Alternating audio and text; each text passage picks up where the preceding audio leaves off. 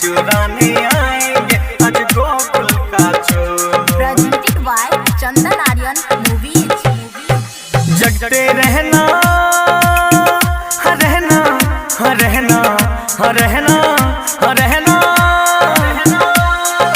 जगते रहना कोई न सोना जगते रहना कोई न सोना करना नहीं कोई शोर। माखन चुराने आएंगे आज गोकुल का चोर।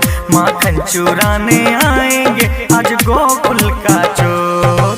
जगते रहना कोई न सोना जगते रहना कोई न सोना करना नहीं कोई शोर। माखन चुराने आएंगे आज गोकुल का चोर। माखन चुराने आएंगे आज गोकुल का चोर। कंचन इब्राहिमपुर। माखन चुराने आएंगे आज गोकुल का चोर।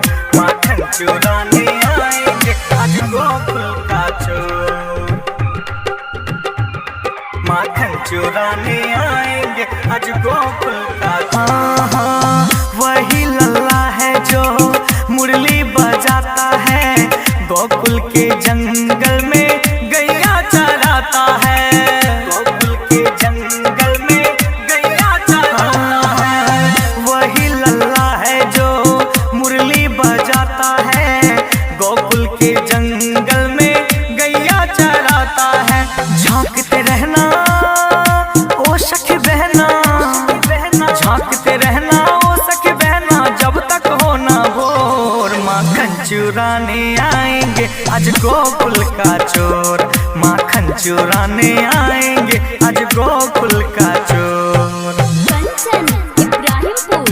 कंचन माखन चुराने आएंगे आज गोकुल का चोर। माखन चुराने आएंगे आज गोकुल का चोर। चंदन आर्यन रिकॉर्डिंग स्टूडियो बकौर स्पॉट। हाँ हाँ देखन में भोला भाला है पर खिलाड़ी। एक बार उठाया जो गोवर्धन पहाड़ी।